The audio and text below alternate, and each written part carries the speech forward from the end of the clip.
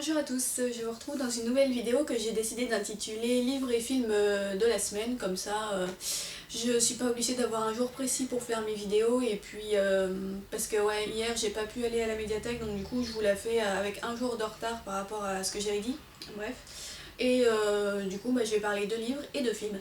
Alors en ce moment, comme je vous le disais sur mes vidéos précédentes, j'avance très doucement en matière de lecture, mais ça s'est un peu amélioré ces derniers jours quand même, donc du coup je vais reprendre mon suivi en espérant que ça se relance. Donc du coup je suis sur la fin de Cloud Atlas de David Mitchell.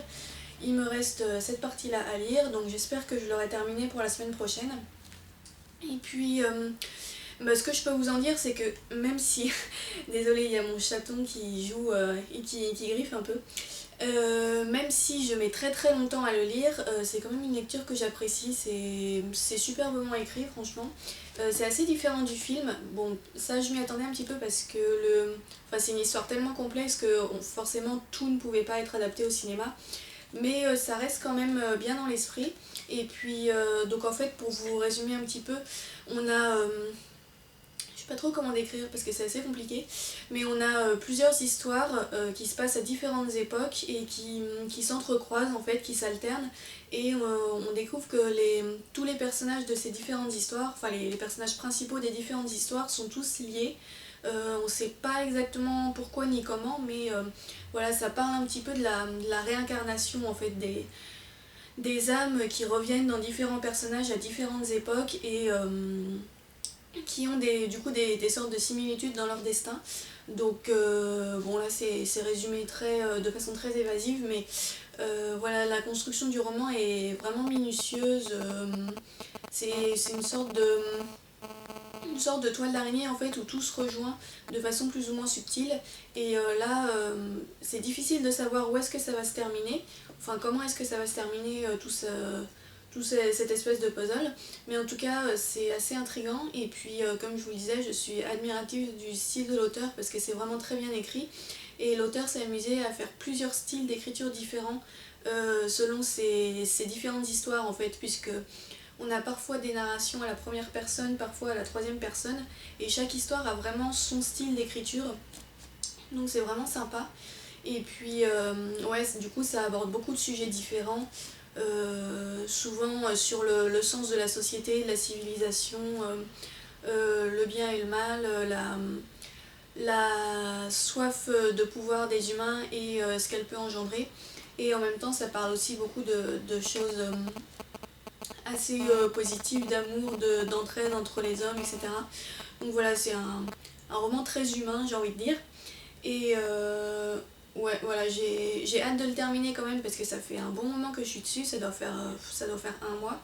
Mais je passe un bon moment de lecture et je vous le conseille. Voilà, et donc après ça, je vais rester sur l'idée que j'avais eue au départ concernant ma prochaine lecture. Je pense que je vais lire l'Atlas des lieux maudits d'Olivier Le Carrère, qui est donc un livre documentaire sur différents lieux hantés de la planète. Ça me changera un petit peu des romans, et puis c'est un livre qui est beaucoup plus court, beaucoup plus rapide à lire parce qu'il y a pas mal d'images aussi. Donc du coup ça me permettra de faire une pause après le gros pavé là sur lequel je viens de passer plusieurs semaines. Et puis je pense que ça devrait être assez sympa à lire. Donc voilà, j'espère vous en reparler la semaine prochaine. Et sinon concernant les films, alors comme je vous le disais encore la dernière fois, je regarde beaucoup de documentaires en ce moment, peu de films de fiction sauf au cinéma. Donc du coup, bon, la plupart des documentaires je vous les montre pas parce que c'est des trucs genre Ushuaïa Nature sur la terre des dinosaures, ou des documentaires qui passent à la télé sur Arte, France 5, etc. Mais je vous en montre quand même un qui est un petit peu à part, je trouve. Donc il s'agit de Apocalypse Hitler. Alors c'est de Isabelle Clarke et Daniel Costel. Donc il s'agit d'une série en fait. Donc là c'est une série où il y a deux DVD, et sur ce DVD là il y a deux épisodes. L'autre DVD je sais pas combien il y en a, mais vous en avez peut-être entendu parler, elle a fait pas mal parler, enfin il y a eu pas mal de buzz autour de cette série je crois. Et donc dans ce DVD là ça nous parle de Hitler comme on peut le deviner, et voilà, de sa vie, de la façon dont il est arrivé au pouvoir, de la façon dont il a construit sa politique, comment est-ce qu'il en est arrivé à vouloir faire ce qu'il a fait, quoi. Et comment est-ce qu'il s'est arrangé pour le faire. Donc c'était très intéressant. Moi qui ne suis pas vraiment passionnée par la Seconde Guerre mondiale, j'ai quand même été captivée par ce documentaire. Il y a beaucoup d'images d'archives qui ont été colorisées en fait. Donc ça j'ai trouvé que c'était vraiment pas mal parce que ça rend la chose beaucoup plus vivante. Parce que si ça avait juste été des diaporamas de photos ou de trucs comme ça, je pense que ça m'aurait un peu lassé. Mais là, non, c'est vraiment présenté avec beaucoup d'images en film et on voit vraiment Hitler en action, quoi, si je peux dire. Donc, ouais, ça j'ai trouvé que c'était vraiment bien. Et puis, ouais, c'est intéressant, ça résume bien l'histoire pour ceux qui s'intéressent au sujet ou alors qui ont pas qui s'y intéressent mais qui n'ont pas trop de connaissances, je dirais, parce que peut-être que si vous êtes un expert de la Seconde Guerre mondiale, ça pourrait vous intéresser au niveau des images d'archives, mais après au niveau des informations, je pense qu'il y a pas mal de choses que vous connaîtrez déjà. Mais pour moi qui ne suis pas hyper intéressée par ce sujet à la base, du coup ça a été une bonne façon de l'aborder. Et puis ouais, j'ai passé un bon moment. Donc c'est raconté, le commentaire est dit par Mathieu Kassovitz. Bon, moi ça change pas grand chose à l'ensemble, mais bon, je le dis au cas où vous soyez fan de cet acteur. Et puis voilà, donc du coup je vais regarder le deuxième disque de la série, donc qui parle de la Seconde Guerre mondiale en général, et pas seulement d'Hitler. Voilà, je vais le regarder dans pas trop longtemps, je pense. Sinon, j'ai vu 3 autres films que je ne peux pas vous montrer parce qu'il y en a un qui passait à la télé et les 2 autres que je suis allée voir au cinéma. Donc tout d'abord à la télévision, j'ai regardé le film The Magdalene Sisters.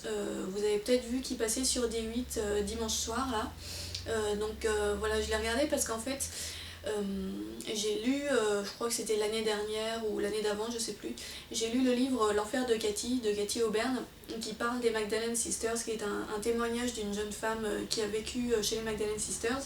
Et j'en ai réentendu parler en plus il y a pas longtemps, puisque Fétiche du boudoir littéraire a lu très récemment L'Enfer de Cathy. Donc du coup, voilà, on en avait discuté vite fait, et puis voilà, ça m'avait remis cette histoire en mémoire. Et comme par hasard, je regarde le programme télé et paf, il y a un documentaire enfin un film sur les Magdalene Sisters. Donc du coup, ben voilà, j'ai eu envie de le regarder. Donc c'est un film que j'ai bien aimé. J'étais juste un peu déçue de ne pas l'avoir en version originale du coup, parce que je sais plus de quelle nationalité il est. Je me demande si c'était pas allemand, mais je suis pas sûre du tout. Mais bon, quoi qu'il en soit, je l'ai vu en version française. Et j'ai passé vraiment un bon moment. Donc ça n'a rien à voir avec le livre L'Enfer de Cathy, pour ceux qui se posent la question, c'est pas du tout la même histoire, ça parle pas de la même personne, mais ça raconte les histoires de... Donc c'est quand même basé sur une histoire vraie. Les histoires de 3 jeunes femmes, Margaret, Bernadette et Rose, qui se sont retrouvées chez les Magdalene Sisters. Donc la première parce qu'elle avait été violée et que sa famille voulait étouffer le scandale. La deuxième parce qu'elle avait eu un enfant hors du mariage, ce qui était considéré comme un énorme péché à l'époque. Donc je sais plus en quelle année ça se passe. Donc ça se passe en Irlande, mais je sais plus exactement quand. Et la troisième parce que donc c'est une orpheline, la troisième je crois, et elle était considérée comme pécheresse parce qu'elle aimait bien séduire les hommes en fait. Elle était un petit peu séductrice, un petit peu mutine comme ça. Et donc du coup, voilà, elle s'est fait envoyer là-bas pour être corrigée. Et donc on suit le destin de ces 3 jeunes femmes et aussi de plusieurs autres personnes qui sont chez les Magdalene Sisters. Et c'est vraiment...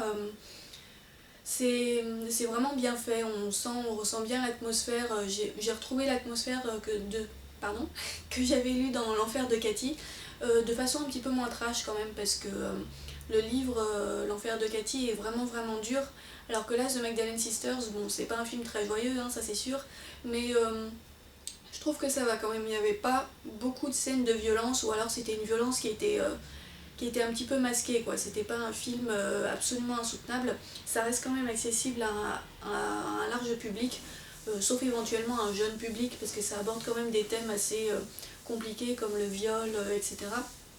Mais pour un public adulte, voilà, je pense que ça peut se regarder quand même assez facilement.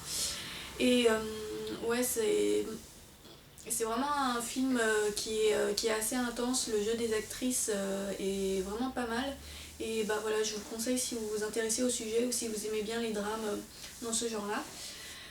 Sinon, je suis allée voir au cinéma Il était une forêt, qui est un documentaire. Je pense que pas beaucoup de monde l'aura vu, mais moi j'adore le documentaire, donc voilà. Donc en gros, ça parle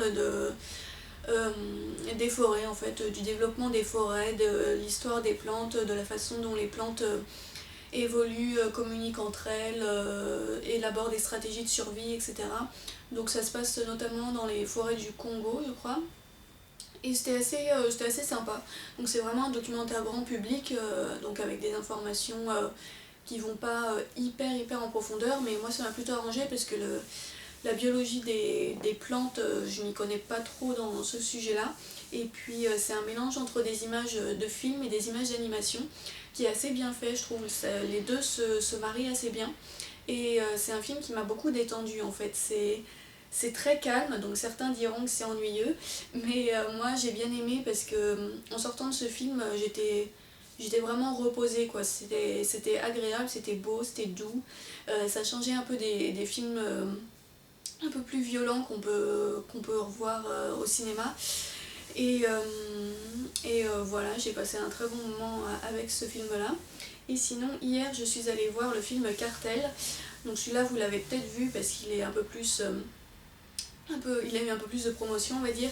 Donc c'est avec une pléthore d'acteurs. Donc il y a Brad Pitt, Cameron Diaz, Javier Bardem, Penelope Cruz et d'autres acteurs aussi très connus. Donc ça se passe aux États-Unis dans le... En fait, c'est l'histoire d'un avocat qui est incarné par Michael Fassbender et qui décide de se lancer dans le commerce de la drogue en fait parce qu'il il a un peu des problèmes d'argent et voilà, il a envie d'être plus riche. Et donc il commence à faire affaire avec des gens de ce milieu-là et ça va très mal tourner pour lui parce que cet avocat n'a pas du tout l'âme d'un dealer de drogue, quoi. Il est un petit peu gentil par rapport aux personnes de ce milieu et il se rend pas bien compte dans quoi il s'engage. Et donc du coup ça va entraîner une cascade d'événements parce qu'il va se retrouver pris dans une espèce de complot en fait. Et voilà, ça va assez mal tourner. Donc c'est un film que j'ai vraiment adoré, je savais pas trop à quoi m'attendre et en plus il est très mal noté sur le site Allociné. Alors ça m'a étonnée parce qu'après l'avoir vu je me suis dit mais je suis la seule à avoir aimé ce film ou bon. Non vraiment j'ai passé un super moment, c'est un thriller qui est très dur, très brutal, assez sombre, qui fait vraiment pas de concessions, qui fait pas de cadeaux aux acteurs. Parce que donc il y a beaucoup d'acteurs stars où on s'attend qu'ils aient un petit peu le beau rôle quoi. Mais non, les acteurs se font vraiment... enfin, les personnages incarnés par les acteurs se font vraiment maltraiter. Et au début, ça me semblait un peu bizarre parce que le personnage incarné par Michael Fassbender, je me rappelle pas son nom, je sais juste que c'est un avocat, mais bon. Il m'avait l'air vraiment très naïf, très gentillet. Je me disais, bon, c'est pas très crédible pour un homme qui se lance dans le commerce de la drogue d'être aussi naïf, quoi. Mais finalement, au fur et à mesure du film, ça prend quand même son importance. Et les autres personnages sont vraiment bien. L'ambiance en général, comme je vous le disais, c'est très brut, c'est assez proche de la réalité. Finalement, c'est pas du tout en mode hollywoodien, un petit peu caricatural ou autre. Moi, j'ai trouvé que ça ressortait vraiment Ah, j'arrive pas à m'exprimer. Ce qu'il y avait au fond de l'être humain, quoi, de ce que les gens étaient capables de faire pour l'argent ou par intérêt ou autre.